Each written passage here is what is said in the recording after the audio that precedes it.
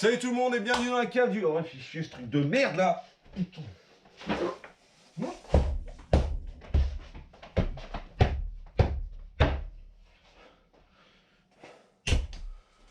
Ah, ça fait du bien. Salut tout le monde et bienvenue dans la cave du Mills. Aujourd'hui, dans le 11e épisode de la case de trop, on va analyser l'acte 2 de Il faut flinguer Ramirez de Nicolas Pétrimo. Allez, encore de la BD. Donc si ton kiff à toi, c'est de sniffer du sable imbibé d'urine de coyote sauce mexicaine, comme moi, eh bien installe-toi confortablement dans ma Ford Mustang Fastback 69, mon petit redneck, parce qu'on est parti.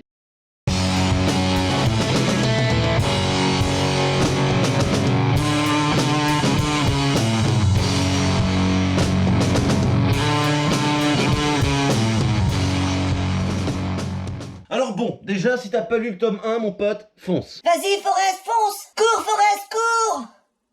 Cours, Forest! Parce que c'est de la balle, tout simplement. Et j'en parle dans l'épisode numéro 10 de la case de trop. Oui, mais faut suivre aussi, mec. Ensuite, il y aura sûrement du spoil. Évidemment, si je dois parler de l'acte 2, je vais certainement parler de l'acte 1. Ah oui. Donc fais pas le con, mon pote, ok? D'accord. Alors, est-ce que l'histoire d'un mec muet, réparateur d'aspirateur, en cavale dans le désert avec deux nénettes ultra sexy, réussit à nous tenir en haleine pendant 2 tomes? Réponse tout de suite, mon pote. Mais avant ça, c'est quoi ce tome 2? C'est sorti le 2 décembre de cette année de 2020. C'est écrit et mis en scène par Nicolas Pétrimo, à qui on doit évidemment Il faut flinguer Ramirez tome 1, et Zombie Néchronologie de Olivier Perru. C'est sorti chez Glénat pour 23 balles et ça fait 192 pages. Bon, je dois vous avouer que je n'ai même pas lu la 4ème de couverture avant de l'acheter, tellement j'avais kiffé l'acte 1. Mais elle est cool, alors je vais vous la lire. Bah ouais. Ramon Pérez est foilier, il ferait tout pour flinguer la rockstar du SAV. Suspecté d'être impliqué dans l'attentat visant la Robotop, Jacques Ramirez est désormais recherché par la police de Falcon City. Alors qu'un étrange personnage ressurgit dans sa vie, il décide de fuir la ville en compagnie de Chelsea Tyler et de Dakota Smith. Mais les hommes du cartel n'ont pas dit leur dernier mot. Ils feront tout, absolument tout, pour retrouver l'homme qui les a trahis. Voilà, donc maintenant que je l'ai lu, on va passer au moins. Les moins, mon pote. À mon goût, il y a toujours des petits problèmes de rythme dans le scénario, comme dans le tome 1. Les lieux où se déroule l'histoire ou les histoires, hein, à mon sens, ne sont pas assez diversifiés. Bien que très beaux, j'aurais aimé un peu plus de... Voilà, un peu plus de paysages différents. Certaines choses dans l'histoire sont assez dures à encaisser, hein, c'est un peu tiré par les cheveux. Disons que c'est un petit peu gros comme ça, hein. Comme ça. Oui, un beau... Bon, c'est pas tout à fait un moins, Nico, mais il faut que je te le dise, quoi, ce coup de couteau, là, Putain, bon. C'est le coup de couteau qui m'a enlevé le goût de la vie, quoi. Mais comment t'as osé, Nico? Comment t'as osé? Moi j'attendais un rebondissement, je me suis dit non, bah c'est pas possible, Si? Tu l'as tué, Nicolas. Nicolas Pétrimo, tu l'as tué. C'est le coup de couteau qui a enlevé, pour moi, tout le goût de la vie, quoi, tout simplement. Non mais la scène est incroyable, c'est beau, y a rien à dire, c'est magnifique. Et j'ai lu 4 comics entre temps, Il faut flinguer Ramirez acte 2, j'ai lu 4 comics après, j'arrête pas d'y penser, quoi. J'arrive pas à m'enlever ça de la tête. Je reviens... Voilà, comme ça, voilà. Yeah, voilà, comme ça. Hop. Impeccable. La plus, mon pote. Le format de cette BD est un très gros point fort, hein. C'est grand, c'est beau, le papier est de qualité, c'est costaud.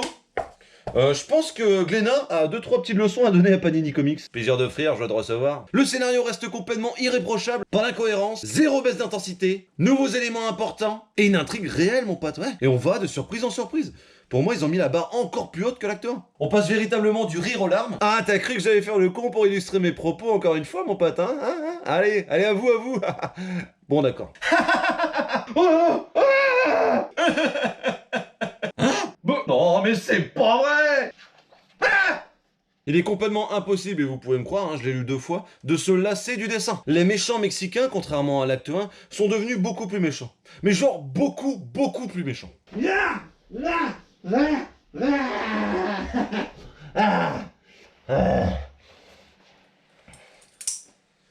Salut, toi.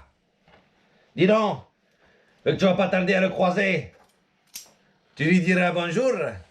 Al diablo. Les textes sont jubilatoires et bourrés d'humour. La relation entre Jacques Ramirez et son père, de par sa complexité, apporte vraiment énormément de fond à l'histoire. Mention spéciale à Nicolas Pétrimo pour les remerciements qu'il fait à la fin de son bouquin.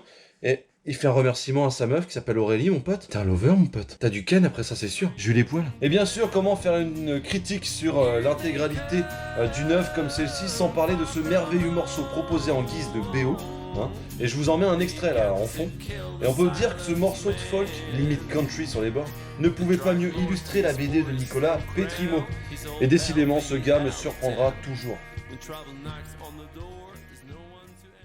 Pour conclure, l'acte 2, tout comme l'acte 1, est chaudement recommandé par la cave du Mills, mon pote. Pour ma part, je pense très honnêtement que Nicolas Petrimo est l'un des nouveaux maîtres incontestés de la bande dessinée franco-belge. Au même titre qu'un certain Mathieu Bablet, dont je vais très certainement parler sur cette chaîne. J'ai tellement pas envie d'attendre, mais bon. C'est de la BD franco-belge. Yeah man, tranquille.